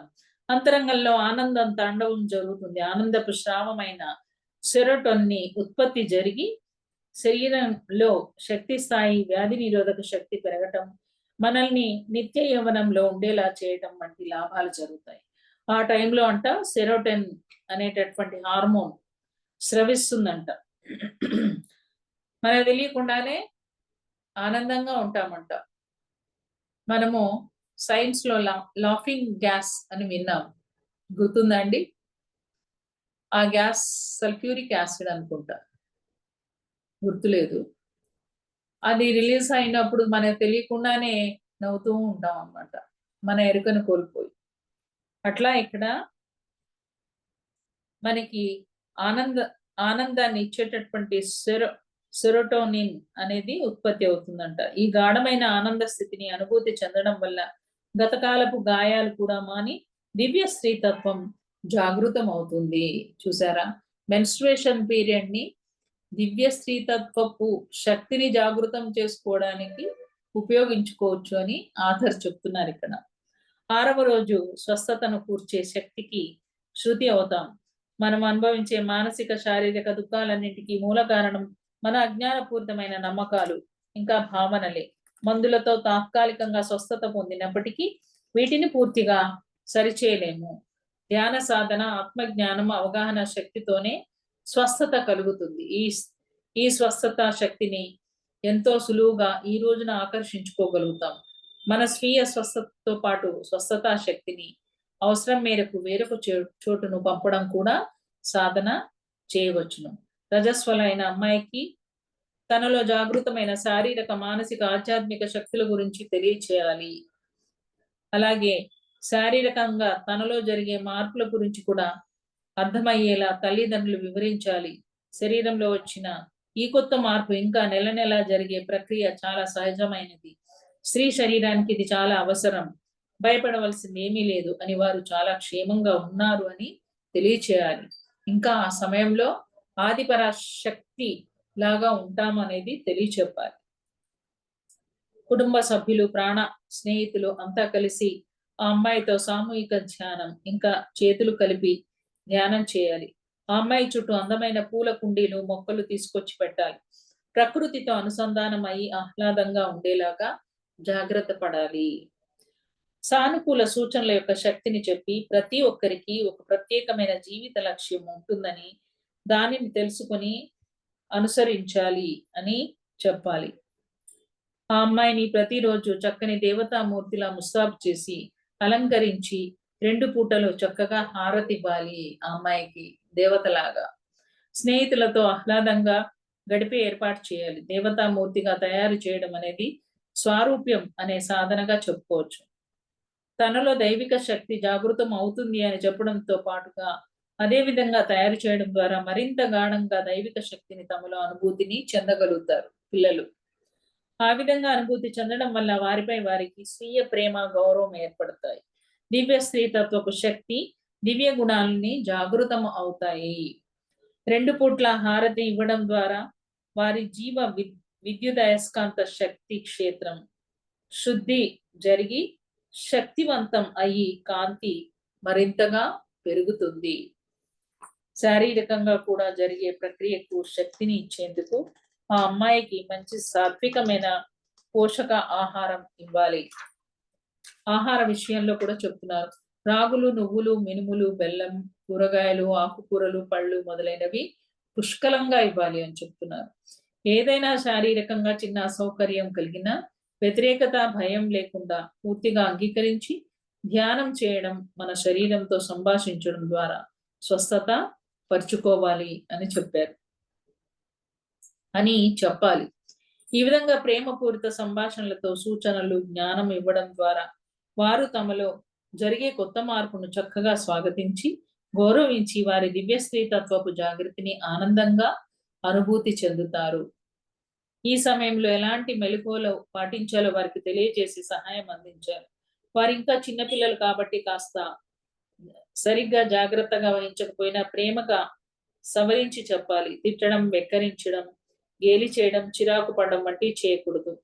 మనం మాట్లాడే ప్రతి మాట మన ప్రవర్తన వారిపై గాఢంగా ప్రభావం చూపిస్తాయి అని గుర్తుపెట్టుకోవాలి. తను వాడే శానిటరీ ప్యాడ్స్ కు కూడా ఎంతో కృతజ్ఞత చెప్పుకోవాలి. చిరాకు పడటం, అసహ్యించుకోవడం చేయకూడదు. భక్తి భావంతో ఉండాలి అని ఆ అమ్మాయికి చెప్పాలి. ఇప్పటి రోజుల్లో జ్ఞానాన్ని మర్చి ఆడంబరానికి ఎక్కువ ప్రాముఖ్యతనిస్తున్నారు. ఆ జ్ఞానం చెప్పట్లేదు. ఆ పిల్లలకి మంచి మంచి పట్టుబట్టలేసి, నగలు పెట్టి, ఫోటోల స్టిల్స్ తీసి, వీడియోలు తీసి, వచ్చిన బంధువులందరూ ఆ అమ్మాయితో ఫోటోలు దిగి దాని మీద పెడుతున్నారు దృష్టి.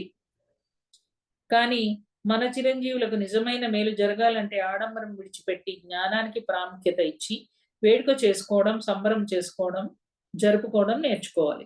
వారికి అందించవలసిన జ్ఞానానికి వారి చైతన్య జాగృతికి ఎక్కువ ప్రాముఖ్యం ఇవ్వాలి. అక్కడ జరిగేదేంటి? వాళ్ళ యొక్క చైతన్య జాగృతి. రజస్వల అయినప్పుడు జరుపుకునే సంబరాల్లో చుట్టుపక్కల ఉన్న మన తోటి స్త్రీలంతా పాల్గొంటారు కాబట్టి వారందరిలో ఉన్న అపోహలు తొలగిపోయేలా సరైన జ్ఞానం కలిగిన వారు రజస్వల ప్రక్రియలోని దివ్యత్వాన్ని, మరి దివ్య శక్తి యొక్క జాగృతిని గురించిన సత్యాన్ని తమ స్వీయ అనుభవాల్ని అందరితో పంచుకొని అందరూ గొప్ప ఏకత్వ స్థితిలో శృతి కలిపి ధ్యానం చేయాలి. సో అనుభవజ్ఞులైనటువంటి స్త్రీమూర్తులు ఈ ఈ జ్ఞానము తెలిసినటువంటి వాళ్ళు ఏం చేయాలంటే అక్కడికి వచ్చిన అమ్మలక్కలందరికీ ఈ జ్ఞానాన్ని అందించి అందరినీ కూడా ధ్యానంలో కూర్చోబెట్టాలని చెప్తున్నారు. ఇది ఆ అమ్మాయికే కాక రాబోయే భవిష్యత్తు తరాలకు కూడా బంగారు బాట వేస్తుంది. భవిష్యత్తు తరాలందరికీ కూడా. ఎందుకంటే ఒక అమ్మాయి కోసం అనే అమ్మాయి వల్ల ఎంతో మంది తల్లులకి మనం అక్కడ చెప్తున్నాం. ఇక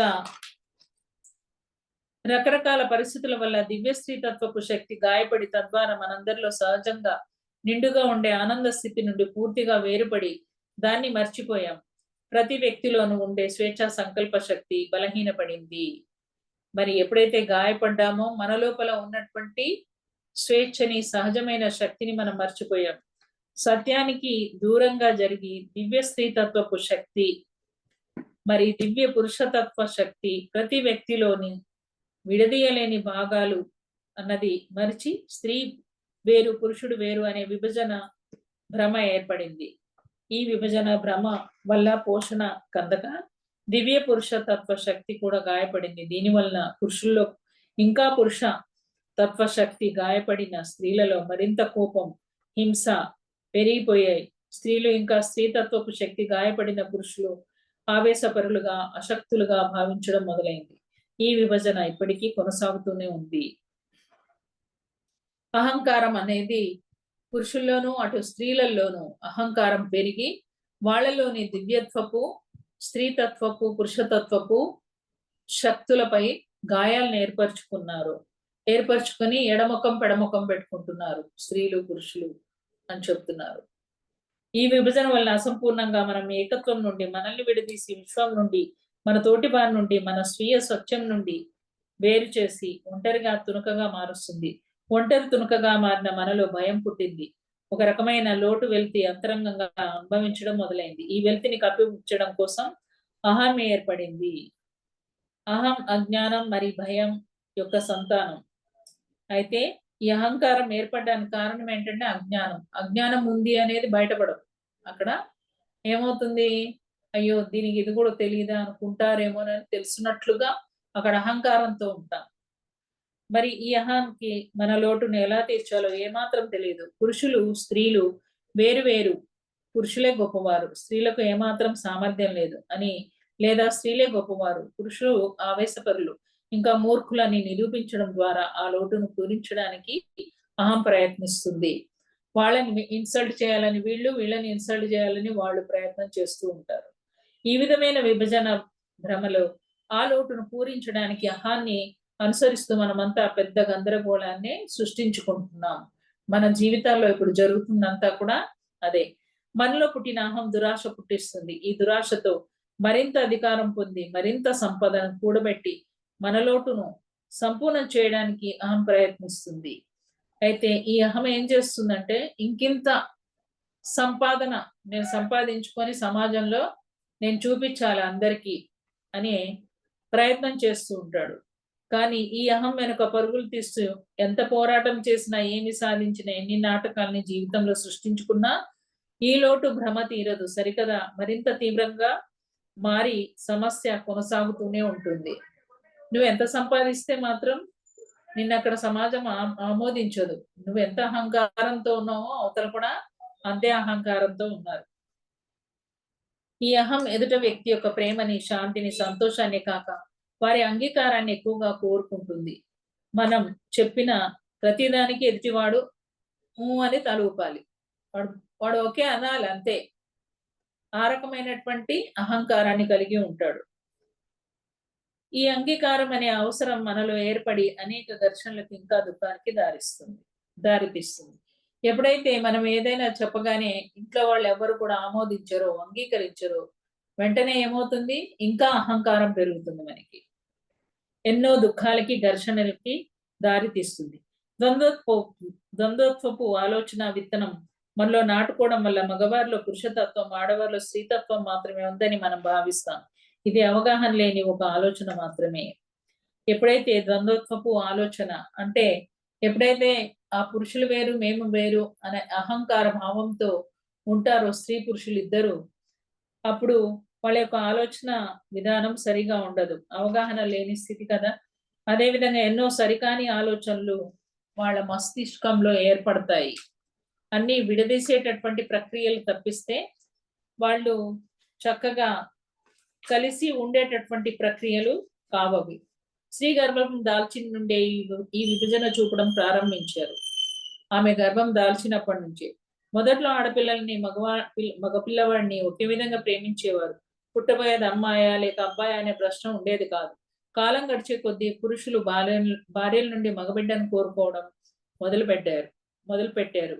ఈ ఒత్తిడి ఎక్కువ కావడంతో కొన్ని తరాలకు స్త్రీలు కూడా ఈ విభజన శక్తిని తమ శరీరంలో ప్రవేశపెట్టి మగపిల్లల్ని కోరుకోవడం ప్రారంభించారు. విచ్ఛిన్నమైన ఈ వ్యవస్థ అంతా కలిసి మగపిల్లలే విలువైన వారు, మరి ఆడపిల్లలు విలువలేని వారు అనే విశ్వాసం చాలా ప్రచారం అయిపోయింది. మగపిల్లవాడు వారసత్వం, వాడి వంశాంకురం అని అతన్ని చాలా హైలైట్ చేశారు. ఈ వివక్షను ఎన్నో రకాలుగా భరించిన స్త్రీలు ఆత్మన్యూనత భావాన్ని, కోపాన్ని, తమ ఉనికి యొక్క ప్రాముఖ్యం నిలుపుకోవడం కోసం పోటీతత్వాన్ని, తమ విలువను నిరూపించుకోవాలి, ఒప్పించాలి అనే అవసరాల్ని ఏర్పరచుకొని పురుషుల పట్ల వ్యతిరేక భావాన్ని స్త్రీలు పెంచుకున్నారు. వాళ్ళ పట్ల వ్యతిరేక భావం, ద్వేషం. ఒక్క విషయం మనమంతా అర్థం చేసుకోవాలి ఏంటంటే, ఏ స్త్రీ అయినా పురుషుల్ని వ్యతిరేకిస్తుంటే స్వయంగా తనలోని సగభాగాన్ని వ్యతిరేకిస్తున్నట్లే అని గుర్తుపెట్టుకోవాలంట. మనం ఒక పురుషుణ్ణి అక్కడ వ్యతిరేకిస్తున్నాం అంటే నీలో సగభాగాన్ని, నీలో కూడా ఉంది కదా పురుషాధిక్యత శక్తి, దివ్య పురుష శక్తి. ఇక్కడ దీన్ని అవమానిస్తున్నాం అని గుర్తుపెట్టుకో అంటున్నాడు. అప్పుడు చచ్చినా అనం మనం కదా. అలాగే ఏ పురుషుడైనా స్త్రీలను తక్కువగా లేదా తేలికగా భావిస్తే తనలోని సగభాగం తేలికగా తీసిపడేసినట్లు ఈ విధమైన పోటీతో, పోలికతో, సరికాని వ్యవహార శైలితో మనం కూర్చున్న కొమ్మను స్వయంగా మనమే నరుక్కుంటున్నాం. కావున ఆ పనులు చేయకండి అని చెప్తున్నారు. పరిమిత విశ్వాసాలతో ఒకరిని మించిన వారు ఒకరు అని భావించి అహం ముసుగులో తెలియని తనంతో మనలోని లోటును నింపుకోవడానికి చేసే ఈ పోరులో అంతఘర్షణలు జరిగి చీలిక ఏర్పడుతుంది. అంటే ఎన్ని రకాలుగా హింసించొచ్చు అవతలోని అని ఈమె చూస్తుంటది. ఈమెని ఎన్ని రకాలుగా హింసించొచ్చు అని ఆ పురుషుడు చూస్తూ ఉంటాడు. ఇందులో మనం ఏం చేస్తున్నాం? మన దివ్యత్వాన్ని కోల్పోతున్నాము. అది తెలియట్లే. ఇద్దరిలో ఎవరైనా ఒకరు తమ లోపల ఉన్న గాయపడిన వాటిని సరిచేసుకునే వరకు, ఇంకా ఇతరుల వల్ల ఏర్పడిన విశ్వాసాల నుండి బయటపడే వరకు, అబద్ధపు భ్రమ ఏర్పరిచిన అహాన్ని ఛేదించే వరకు ఈ బాధ మనకి కొనసాగుతూనే ఉంటుంది. మనలో ఉన్న దుఃఖాలు, బాధలు పోవాలంటే ఇవన్నీ కూడా పోవాలి. ద్వంద్వత్వపు భావన, దివ్యత్వపు అనుభూతికి మరి మనం ఎట్లా వచ్చామో ఆ దివ్యత్వపు అనుభూతికి చేరుకోవాలి. మనలో దివ్య స్త్రీ తత్వం మరి దివ్య పురుష తత్వం గాయపడటానికి కారణాలు మనం తెలుసుకున్న వాటిలో ఏదైనా అవ్వచ్చు. ఇప్పటిదాకా చూసాం కదా, ఎన్నో గాయాలు ఏదైనా కావచ్చు, లేదా పూర్తిగా వేరే కారణం ఉండొచ్చు. ఏది ఏమైనప్పటికీ ఆ గాయాలని అన్నింటినీ స్వస్థత పరుచుకొని దివ్యత్వపు సంపూర్ణ పరమానందమయ స్థితికి తిరిగి చేరుకునే శక్తి ఇప్పుడు ఈ వర్తమాన క్షణంలో ఉంది. ఎందుకంటే అదే మన సహజ స్థితి. కాబట్టి ఇప్పుడు మనం ఆ స్థితిలోంచి బయటికి వచ్చి మన యొక్క మొదటి స్థితి ఏదైతే ఉందో ఆ స్థితిలోకి మనం రావాల్సిన అవసరం ఉంది. ఎందుకంటే అదే మన యొక్క సహజ స్థితి. దుఃఖాన్ని కొన్ని వేల లక్షల రకాలుగా మనం అనుభవిస్తున్నప్పటికీ, వాటన్నిటికీ అనంతమైన కారణాలు ఉన్నప్పటికీ మూల కారణం ఒక్కటే. ఏంటది? అజ్ఞానం. నాకు 1,00,000 కష్టాలు ఉన్నాయి అని చెప్పుకుంటాం, ఎవరికి కూడా లేవని. అంటే నీకు అంత అజ్ఞానం ఉంది అని అర్థం. అజ్ఞానం వల్ల మనం దుఃఖాన్ని, గతంలో జరిగిన అన్యాయాల్ని, అసమానతల్ని క్షమించకుండా వాటికి మన జీవితంలో ఎక్కువ ప్రాముఖ్యాన్ని ఇస్తూ వాటికి తిరిగి నెమరు వేసుకుంటూ దుఃఖాన్ని, బాధని, కోపాన్ని తిరిగి తిరిగి అనుభూతి చెందుతుంటాము. మనం చేస్తున్న పని ఏంటి? జరిగిపోయిన ఎప్పటియో పెళ్ళైనప్పటి నాటి ఇష్యూలన్నీ గుర్తు చేసుకుని, మా ఆయన ఎట్లన్నాడు, మా అత్తగారు అట్లన్నారు అని అవి అన్ని గుర్తు తెచ్చుకొని ఈమె ఏడుస్తా ఉంటది. అంటే ఇప్పుడున్న వర్తమానాన్ని కోల్పోయి అప్పటి ఫ్రీక్వెన్సీకి ఈమె దిగజారిపోద్దనమాట. ఈమె దిగజారిపోతూ ఆయనను కూడా ఆ ఊబిలోకి లాగుతది. అతన్ని అంటా ఉంటది కదా, అతను ఊరుకుంటాడా? అవునవును, అప్పుడు మీరు అట్లా చేశారు, ఇట్లా చేశారని అతను కూడా అంటూ ఉంటాడు. సో ఆ రకంగా ఒకళ్ళనొకళ్ళు ఏం చేస్తా ఉంటాం? ఊబిలోకి తోసుకుంటా ఉంటాం అన్నమాట. సో ఈ రకంగా సత్యం అనే కాంతి మన జీవితంలోకి రావాలి అంటే మనం ఆత్మానుభూతి ద్వారా ఆ అంధకారం అంతా పోయి ఆనందమయమైన కాంతిని మనం స్వీకరించాలి అంటే మనం చక్కటి సాధన ప్రక్రియలో మనం ఉండాలి. ముందు మన పట్ల మనకి స్వీయ ప్రేమ ఉండాలి, ఎరుక స్థితి ఉండాలి. సూర్యోదయం కాగానే అప్పటి వరకు కారు చీకటిగా ఉన్న ఆకాశం అంతా వెలుగ్గా ఎలా మారిపోతుందో అదే విధంగా ఆత్మానుభూతి ద్వారా సత్యం అనే కాంతి మన జీవితంలోకి రాగానే అజ్ఞానం అనే అంధకారం తొలగిపోతుంది. ఏ విధంగా అయితే గోడ అడ్డంగా ఉంటే కాంతి ప్రసరించదో అదే విధంగా మన లోపల ఉన్న సరికాని ఆలోచనలు, నమ్మకాలు, మనల్ని ఇలా అన్నారు, అలా అన్నారు అని ఎప్పుడో గుర్తు తెచ్చుకోవడాలు, ఇవన్నీ ఆ కాంతిని రానీయకుండా చేస్తాయి, దివ్య కాంతిని. కావున దివ్య పురుషతత్వము గౌరవిస్తూ స్త్రీ ఉండాలి. స్త్రీ దివ్యతత్వపు ఆ శక్తిని పురుషుడు గౌరవిస్తూ ఉండాలి. ఇప్పుడు ఈ భూమి మీద ఉన్నవన్నీ కూడా పరివర్తన దశలో ఉన్నాయి. అయితే ఇప్పుడు ప్రస్తుతం భూమి మీద ప్రతిది కూడా పరివర్తన, రూపాంతరం చెంది అంటే మారే స్థితిలో ఉన్నారు. స్త్రీ పురుషులిద్దరూ కేవలం భావోద్వేగాలు ఇంకా మనసుతో జీవించకుండా తమ మెదడును హృదయానికి లోబర్చాలి. సో మెదడుతో ఆలోచనలు చేయొద్దు. ఇంకా స్త్రీ పురుషులిద్దరూ హృదయాన్ని కలపండి. అంటే ప్రేమతత్వంతో ఉండండి, మిత్రత్వంతో ఉండండి స్త్రీ పురుషులు ఇద్దరు కూడా అని తెలియచెప్తున్నారు. ఈ విధంగా చేయడానికి శ్వాస మీద ధ్యాసతో ధ్యానం, మనస్సును శూన్యం చేసుకోవాలి. ఎప్పటికప్పుడు కూడా మన ధ్యాన ప్రక్రియలు ఉన్నాయి కదా, ధ్యానము, స్వాధ్యాయము, సజ్జన సాంగత్యం చేస్తూ ఆధ్యాత్మిక స్థితిలో ఆత్మలోని పరమానందం యొక్క విత్తనాలు శరీరంలోకి, మనసులోకి శ్వాస ద్వారా ప్రవేశపెట్టి మొలకెత్తించాలి. ధ్యాన స్థితిలోని ఉన్నత చైతన్యం యొక్క పరమానంద స్థితిని అనుభూతి చెందడం ద్వారా మనస్సు యొక్క లోతైన పొరల్లో ఉన్న పరిమితులు, భయాలు, సరికాని నమ్మకాలు, బాధ, అహంకారం, ముసుగులు వంటివన్నీ నెమ్మదిగా వాటంతట అవి తొలగిపోతాయి. ఎప్పుడైతే మనం ధ్యానం చేస్తూ అనంతమైన శక్తితో అనుసంధానం అవుతామో అప్పుడు మన ఆత్మ యొక్క చైతన్యం విస్తరించడం మొదలు పెడుతుంది. ఎప్పుడైతే ఈ చైతన్యం విస్తరిస్తూ అనేక లోకాల్లోకి వెళ్తుందో అనేక లోకాల్లోని జ్ఞానాన్ని అనుసంధానం అవుతుంది. మన సహజ స్థితి అయిన పరమానందాన్ని అనుభూతి మనం చెందుతాం. ఆత్మలోని దివ్య గుణాలైన కరుణ, క్షమాగుణం, తర్వాత ఇవన్నీ కూడా పొందుతాం. కృతజ్ఞతల్ని ఎంతో గాఢంగా అనుభూతి చెందుతాం. ఈ దివ్య గుణాలకి లోబడి ఉండి అదే సమయంలో ధ్యానంలో శూన్య స్థితిని అనుభూతి చెందడం వలన మనలోని షరతులతో కూడిన ప్రేమ షరతులు లేని బేషరతు ప్రేమగా మారుతుంది. అప్పటి వరకు కండిషనల్ లవ్ లో ఉంటాం.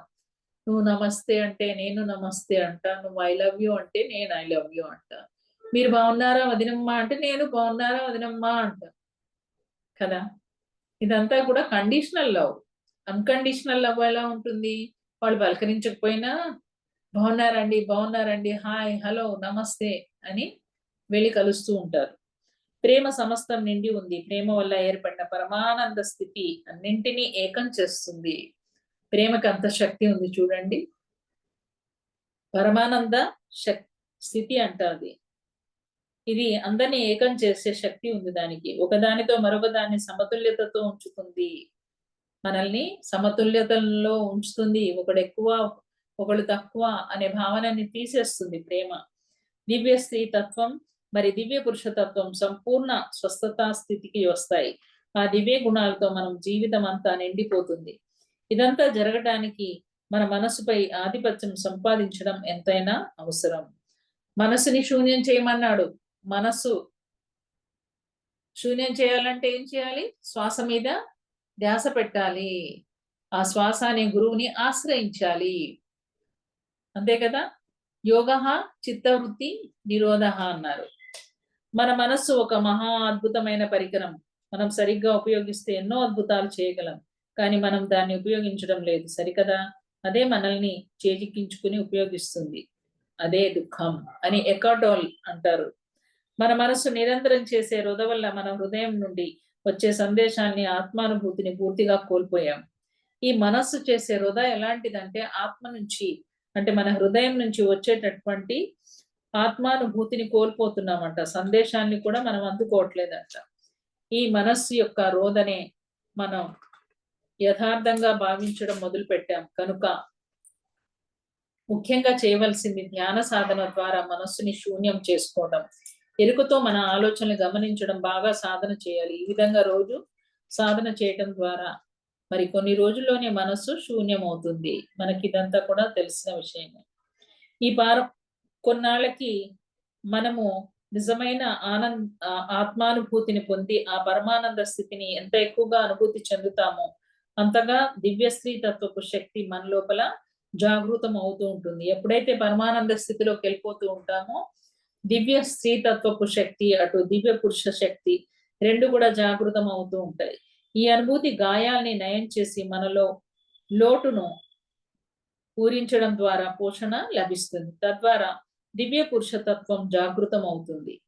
దివ్య పురుషతత్వం జాగృతి ద్వారా రక్షణ అనేది లభిస్తుంది. మరి దివ్య స్త్రీ తత్వపు శక్తితో మనకి పోషణ స్టార్ట్ అయితే ఇక్కడ దివ్య పురుష శక్తి నుంచి మనకి రక్షణ అనేది మొదలవుతుంది. తద్వారా భద్రతని అనుభవిస్తాం. మనల్ని నిరూపించుకోవాలి, అందరినీ ఒప్పించాలి, అంగీకారం పొందాలి, అందరినీ జయించాలి, అధికారం పొందాలి అనే పెనుగులాట ఇక ముగుస్తుంది. మనదైన సహజ స్థితిలోకి మనం వచ్చేస్తాం. కొన్ని సకారాత్మక సూచనలు మనకి ఇవ్వడం జరిగింది. ఏంటి అంటే, నాలోని దివ్యమైన పవిత్రమైన స్త్రీతత్వపు శక్తిని అనుభూతి చెందుతున్నాను. ఆ శక్తి నన్ను ముందుకు నడిపిస్తుంది. ఇవన్నీ కూడా అఫర్మేషన్స్ చెప్పుకోవాలి. ఆనందాతిశయాన్ని అనుభూతి చెందుతున్నా నా హృదయం అమితంగా ప్రేమని ఇవ్వడానికి మరి పొందడానికి తెరవబడింది. నా జీవితం లోకి వచ్చిన ప్రతి ఒక్కరి మరి ప్రతి సందర్భం యొక్క దివ్యత్వాన్ని ఎటువంటి అనుమానం తీర్పులు లేకుండా అనుభూతి చెందుతున్నాను. స్త్రీగా లేదా పురుషునిగా నా భౌతిక శరీర వ్యక్తీకరణను మనస్ఫూర్తిగా అంగీకరించడం ద్వారా నాలోని దివ్య శక్తి యొక్క నిర్ణయాన్ని గౌరవిస్తాను. నేను నా స్వీయ సత్యమైన ఆత్మానుభూతి చెందడం ద్వారా కలిగిన నా ఆనందంలో కరుణతో నా గతాన్ని, నా బాధను, నా దుఃఖాన్ని, నా గతం తాలూకు గాయాల్ని, పరిమితుల్ని, అవి ఏర్పడిన పరిస్థితుల్ని, కారణమైన వ్యక్తుల్ని, పరిస్థితుల్ని, అందరినీ, అన్నింటినీ కరుణతో దీవిస్తూ కాంతిగా మారుస్తున్నాను. నా ప్రత్యేకమైన సౌందర్యాన్ని, సామర్థ్యాన్ని గుర్తించి నన్ను నేను మెచ్చుకుంటూ, నా పట్ల నేను ఎంతో ప్రేమానుభూతి కలిగి ఉన్నాను. నేను శక్తివంతమైన సృష్టికర్తను. నిరంతరం మెరుపుతో నా జీవితంలోని ప్రతి క్షణాన్ని సరైన ఎంపికతో అద్భుతంగా సృష్టించుకొని నా శక్తిని పూర్తిగా వినియోగిస్తున్నాను. ఎప్పుడు కూడా మనల్ని తక్కువ చేసుకోకుండా ఎప్పటికప్పుడు నేను పరమాత్ముని అనేది గుర్తుపెట్టుకోమంటున్నాడు. ప్రస్తుత క్షణంలో నేను అనుభవిస్తున్న దుఃఖాన్ని, వ్యతిరేకతను, అసంపూర్ణతను, భయాన్ని ఏమాత్రం అవమానంగా భావించకుండా నన్నుగా సంపూర్ణంగా అంగీకరించి మార్పు పట్ల ఎరుక కలిగి నమ్మకంతో ఉన్నాను. చూసారా? మనల్ని సంపూర్ణంగా తీర్చిదిద్దేటటువంటి ఆ మార్పు పట్ల ఎరుకతో ఉంటాను, నమ్మకంతో ఉంటాను అని అనుకోవాలి. నా జీవితంలోకి అనంతంగా ఆనందము, ప్రేమ, సంపద, కీర్తి, ప్రశంసలు ప్రవహించడానికి అనుమతిస్తున్నాను. నాలోని దివ్య స్త్రీ తత్వం మరి దివ్య పురుష తత్వం పట్ల ఎంతో గౌరవం కలిగి ఉన్నాను. నేను పవిత్రమైన శక్తితో, స్పష్టతతో, సమతుల్యత కలిగి శృతిలో ఉన్నాను. నా జీవితానికి పనికిరాని తరతరాలు గతం నుండి, ఇతరుల నుండి స్వీకరించిన మరి డిఎన్ఏలో భాగంగా మారిన అన్ని బాధల్ని, నమ్మకాల్ని నా నుండి సమూలంగా విడుదల చేస్తున్నాను అనుకోవాలి. నాపై నేను పూర్తి ఆత్మవిశ్వాసం కలిగి ఉన్నాను. నిర్భయంగా సదా సత్యాన్ని పలుకుతాను. నన్ను నేనుగా ప్రేమించి గౌరవించుకుంటూ నా యొక్క విభిన్నతలకు నాకు గల ప్రత్యేక కారణాన్ని తెలుసుకొని నా జీవితంలోకి ప్రవహించే అన్ని దీవెనల పట్ల కృతజ్ఞతగా ఉన్నాను. పవిత్రమైన దివ్యమైన దేవి శక్తి నాలో మూర్తీభవించి ఉంది. నా ద్వారా ప్రవహిస్తుంది. ఎందుకంటే నేనే మూల చైతన్యం కాబట్టి. నా అంతర్దృష్టికి సదా అనుసంధించబడి దైవ మార్గదర్శకత్వంలో ఉండి నేను నా పనులన్నీ కూడా చేస్తున్నాను. నా పూర్వీకులంతా నన్ను చూసి గర్వపడేలా, నా భావి తరాలు నన్ను గుర్తు పెట్టుకునేలా నేను జీవిస్తున్నాను. నా ఆత్మస్థితి నుండి వారసత్వంగా అందుకున్న అన్ని దివ్య లక్షణాలను సంపూర్ణంగా అనుభూతి చెందుతున్నాను. నా యొక్క ప్రతి ఆలోచన, చర్య, మాట, మనస్సుకు మించిన స్థాయి అయిన నా దివ్య చైతన్యం నుండి వస్తున్నాయి. నేను చేయవలసిన పనులన్నీ చేస్తూ చాలా శాంతంగా ఉన్నాను. ఎందుకంటే సరైన సమయంలో, సరైన విధంగా నాకు అందవలసినవన్నీ ఈ విశ్వం నాకు అందేలా చూస్తుంది అన్న సంపూర్ణ విశ్వాసం కలిగి ఉన్నాను. పైన తెలిపిన విధంగా లేదా మరేమైనా మన అవసరానికి తగినట్లుగా సకారాత్మక సూచనలు తిరిగి భావనతో మనం చెప్పుకోవటం ద్వారా, వ్రాయడం ద్వారా సాధన చేయాలి. అంటే ఈ పుస్తకం ప్రతి ఒక్కళ్ళ ఇంట్లో ఉండాలి. ఈ అఫర్మేషన్స్ అన్నీ కూడా మనం ఎప్పుడు ప్రతిరోజు చెప్పుకుంటూ ఉండాలి. ఇలా చేయడం ద్వారా పాత పరిమితమైన నమ్మకాల నుండి బయటపడతాం. ఆ భావాల్ని బలహీనపరిచి మీ జీవితానికి అనుకూలంగా పనిచేసే కొత్త నమ్మకాలు, భావాల్ని మీ సుప్త చేతన మాసంలో ప్రవేశపెట్టడం జరుగుతుంది. ఈ సకారాత్మక సూచనలని మన పరిమితులకు తగినట్లుగా ప్రత్యేకంగా మన కోసం తయారు చేసుకోవచ్చు. ఉదాహరణకి మార్పు పట్ల భయం ఉండి మార్పుని తీవ్రంగా వ్యతిరేకిస్తుంటే ఈ విధంగా మనం భావించవచ్చు. కొన్నిసార్లు కొంతమందికి మార్పు అనేది ఇష్టపడరు, భయపడతారు. అమ్మో నాకు భయం వేస్తుంది అంటారు. అదేదో నీ గురించి నువ్వు తెలుసుకోవచ్చు కదా, అమ్మో తెలియకుండా ఉంటేనే బాగుంటుంది, నాకు భయం వేస్తుంది అంటారు. మార్పు సరి అయినదే. మార్పు చాలా సురక్షితమైనది. నేను మార్పును అంగీకరిస్తున్నాను. మార్పు నాకు చాలా సులభం. మార్పు జరిగే ప్రక్రియని నేను ఎంతగానో ఆనందిస్తాను. మార్పు నాకు ఎన్నో శుభాలను తీసుకొచ్చినందుకు కృతజ్ఞతలు. ఈ విధంగా మన యొక్క సొంత పరిమితులను తగ్గట్టుగా మనం సకారాత్మక సందేశాలు సాధన చేయాలి. మన భావనలు అన్నీ మన ఎంపికలే. మనం ఎలా భావించాలి, ఆనందంగానా లేక దుఃఖంగానా అని మనం ఎంచుకోవచ్చు. మన పరిస్థితులను బట్టి మనం ప్రతిస్పందించవలసిన అవసరం లేదు. ఏ సమయంలోనైనా మనం ఎలా భావించాలి అనేది మన చేతిలో ఉంటుంది. స్వీయ ప్రేమ,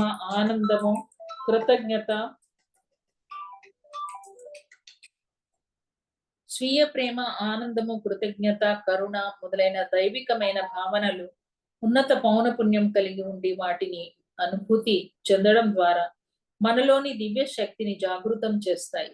భయం, కోపం, ద్వేషం, నిరాశ మనల్ని అశక్తులుగా చేసి వేదనకి గురి చేస్తూ ఉంటాయి. స్వీయ ప్రేమను ఎంచుకొని ఎరుకతో మన భావాన్ని నమ్మకాల్ని ఎంపిక చేసుకోవడానికి లూయిస్ ఎల్ హే గారు రాసినటువంటి చక్కటి పుస్తకాల్ని మనం చదవాలి. మనం హృదయాన్ని తెరిచి సత్యాన్ని అవగాహన చేసుకోవడం ద్వారా కూడా ఎంతో శాంతిని పొందుతాం. సత్యాన్ని మాత్రమే పూర్ణ స్వస్థత తీసుకొచ్చే శక్తి ఉంది. సత్యాన్ని అవగాహన చేసుకున్న తర్వాతే ఆ సత్యంతో మనం జీవించాలి. మీరు చిన్నపిల్లలుగా కాకపోతే దేవుని రాజ్యంలోనికి ప్రవేశించరు అని జీసస్ మనకి తెలియచెప్తున్నారు. ముగింపు. భౌతిక శారీర స్థాయిలో స్త్రీ లేదా పురుషునిగా మనం అంతా ఉన్నప్పటికీ మనందరిలో దివ్య స్త్రీ తత్వపు శక్తి మరి దివ్య పురుష తత్వపు శక్తి సరిసమానంగా ఉన్నాయి. శారీర స్థాయిని మించి మన జ్ఞానం అవగాహన స్థాయి పెరిగినప్పుడు మౌలికంగా మనమంతా అర్ధనారీశ్వరి తత్వమైన ఆత్మస్వరూపులం అని తెలుసుకుంటాం. మనల్ని మనం ఇంకా ప్రతి వ్యక్తిని కూడా లింగ భేదాలకు అతీతంగా సంపూర్ణంగా అంగీకరించి గౌరవించాలి. మరీ ముఖ్యంగా పుట్టే చిన్న బిడ్డలకు ఎంతో ప్రేమగా వైభవంగా మనం స్వాగతించి గౌరవించాలి. మన యొక్క ద్వంద్వత్వపు గుర్తింపును సంకుచిత తత్వాన్ని విడిచి మన లోపల మరి అందరి లోపల ఉన్న దివ్యత్వాన్ని గుర్తించి అనుభూతి చెందినప్పుడు మనలోని దివ్య స్త్రీ తత్వపు శక్తి మరి దివ్య పురుషతత్వపు శక్తి జాగృతమవుతాయి. మనలోని స్త్రీ పురుష తత్వాలకు కళ్యాణం అనేది జరుగుతుంది. ఈ విధమైన అంతర్ కళ్యాణం వల్ల ఆనందము, శాంతి, కరుణ, అవగాహన, ప్రేమ జన్మిస్తాయి. చిన్నతనం నుండి బ్రహ్మచర్యాశ్రమంలో ధ్యాన సాధన చేసి మనలోని దివ్య శక్తులను జాగృతం చేసుకొని అంతర్ కళ్యాణం జరిగిన తర్వాతే బయట మరొక వ్యక్తితో కళ్యాణం చేసుకొని గృహాశ్రమంలో అడుగు పెట్టాలి. అప్పుడే ఆ కళ్యాణం ఫలవంతంగా ఉంటుంది. అదే విధంగా మనందరి జన్మ సార్థకం అవడం కోసం మన జన్మ ప్రణాళికలో లోక కళ్యాణం ఒక ముఖ్య భాగంగా చేసుకోవడం జరుగుతుంది. ఆ విధంగా లోక కళ్యాణంలో పాలు పంచుకుంటాం. అయితే అంతర కళ్యాణం జరిగిన తర్వాత మాత్రమే మనం 100% అహంకార రాహిత్యంతో స్వార్థాన్ని వీడి కరుణతో లోక కళ్యాణంలో పాలు పంచుకోగలుగుతాం. అందువల్లనే స్వీయ కళ్యాణమే లోక కళ్యాణం అన్నారు గురువు గారు పితామహ బ్రహ్మర్షి పత్రిజీ. సమస్త లోక సుఖినో భవంతు. కొన్ని మధ్యలో స్కిప్ చేశాను, అందుకనే తొందరగా అయిపోయింది బుక్. కానీ ఇది ఇలా చదవకూడదు. ఒక్కొక్క పేజీ ఇది అందరి ఇళ్లల్లో ఉండవలసిన పుస్తకము. ప్రతి స్త్రీ ప్రతి పురుషుడు చదవలసిన పుస్తకము. ముఖ్యంగా పెళ్లికి ముందరే ఈ పుస్తకాన్ని చదివించాలి. చక్కగా ధ్యానము, సజ్జన సాంగత్యము చేయించాలి మన పిల్లలతో.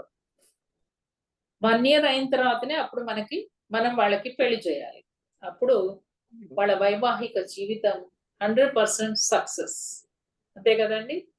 సో దేవి చక్క గారికి అనంత కోటి ప్రణామాలు మరియు ధన్యవాదాలు.